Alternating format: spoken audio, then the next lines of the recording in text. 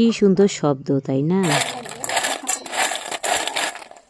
ভাদ্র মাস মানে হচ্ছে তালের মাস। আর এই ভাদ্র মাসে গ্রাম বাংলার মানুষেরা অনেক ধরনের পিঠা বানিয়ে থাকে আর অনেক মজা হয় খেতে। ভাদ্র মাস হচ্ছে তালের মাস, আর ভাদ্র মাসে যদি তালের বড়া না খান তাহলে কি ভাদ্র মাস মানায়? আর এই ভাদ্র মাসে প্রতিটা বাড়িতে তালের পিঠার সেন্টে আপনার পেট ভরে যাবে। আর এখন হচ্ছে ভাদ্র মাসে প্রতিটা বাড়িতে তালের পিঠা বানাচ্ছে বিভিন্ন ধরনের। আর এটা হচ্ছে গ্রামের বাসা।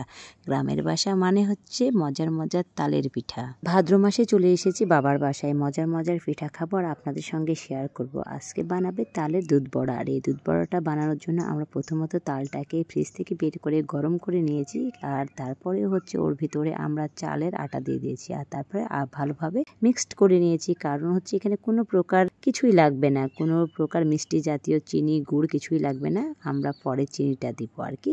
তারপরে আমরা এখানে সোয়াবিনের তেল গরম করে নিয়েছি, মাটির চুলায় রান্না হচ্ছে। আর এখন আমরা হচ্ছে ছোট ছোট করে বড়া ভেজে নিব, কারণ আপনাকে অনেক ছোট ছোট করে ভাজতে হবে, কারণ এটা হচ্ছে দুধ বড়া, এটা বড় বড়া না, এই জন্য আপনাকে ছোট ছোট ভাজতে হবে। আর দুধ বড়াগুলো অনেক সুন্দরভাবে লাল লাল করে ভাজতে হবে, আর এই জন্য আপনাকে অনেকক্ষণ ধরে এই পিঠাগুলো ছাড়তে হবে, অনেক ছোট ছোট করে ছাড়তে হবে। যত ছোট করে ছাড়বেন তত টেস্টি লাগবে আর খেতে অনেক মজা। এখানে যদি আপনি একটু নারিকেল মিশান তাহলে অনেক ভালো লাগে, কিন্তু আমাদের বাসায় নারিকেল ছিল না, তো কি হয়েছে, তাই বলে কি আর খাবো না? এই জন্য আমরা এখানে গরম দুধের মধ্যে দিয়ে দিলাম চিনি। ওই তো বললাম আমরা পিঠার মধ্যে কোনো প্রকার মিষ্টি জাতীয় কিছু দিই নাই, গুড় বা চিনি। আমরা এখন দুধের মধ্যে চিনি দিয়ে দিলাম, তারপরে ওই চাল দিয়ে নিব, আমরা দুধটাকে ভালোভাবে ফোটাবো। আর তার মাঝখানে এই তো এই ছোট ছোট পিঠাগুলো ভাজতে কিন্তু অনেক সময় লাগে, আপনাকে সময় ধরে একটু ভাজতে হবে, না হলে কিন্তু হবে না।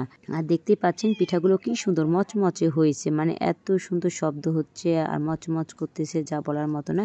কিন্তু এই পিঠা আপনি এমনিও খেতে পারেন, আমি তো অনেকগুলো গাপুস গুপুস করে খেয়ে নিয়েছি, কারণ এই ছোট বড়াগুলো আমার অনেক ভালো লাগে। আর এই তো দেখতেই পাচ্ছেন আমাদের দুধের মধ্যে চিনি দিয়েছিলাম, পরিমাণ মতো চিনি। আসলে যে যেমন মিষ্টি খাবে তাকে তেমন মিষ্টি দিতে হবে চিনি। আমরা চিনিটা দেওয়ার পরে ভালোভাবে ফুটানোর পরে আমাদের এই ছোট ছোট বড়াগুলো যেগুলোকে ভেজে রেখেছিলাম এগুলোকে আমরা এখন ছোট ছোট ওই বড়াগুলো দুধের মধ্যে দিয়ে দিলাম। আর দেওয়ার পরে আমাদেরকে ভালোভাবে ফুটিয়ে নিতে হবে, আর ফুটানোর পরে আমরা এটা রেখে দিব। আর কিছু রাখার পরে একদম পুরো রসমালাইয়ের মতো লাগে খেতে, আমার কাছে তো বেশ ভালো লাগে। তো দেখেন কি সুন্দর একটা ফাইনাল লুক আসছে, আর এত লোভনীয় হয়েছে খেতে, যা বলার মতো না। আমার ছেলে তো পুরাই প্রেমে পড়ে গেছে দুধ বড়ার, সে একটু পর পর বলছে আর বলছে যে আমি ছোট বড়া খাবো, ছোট বড়া খাবো। আর আমার তো অনেক ফেভারিট। আর আমি এখন ভয়েস দিচ্ছি যেহেতু বাবার বাসায় আছি, আমাদের বাসায় অনেক হাঁস মুরগি আছে, আর এই জন্য হাঁস মুরগির আওয়াজ পাচ্ছেন, এটা কোনো ব্যাপার না, তবে কোনো প্রবলেম নাই। আর এটা খেতে না এত মজা হয়েছে, যা বলার মতো না। আপনারা এইভাবে ঝটপট বানিয়ে ফেলবেন মিষ্টি তালের বড়া। এই দুধ বড়াটা যদি একবার খেয়ে থাকেন তাহলে এর স্বাদ কখনোই ভুলবেন না। ভিডিওটা কেমন লাগলো অবশ্যই লাইক কমেন্ট শেয়ার করবেন। আল্লাহ হাফেজ।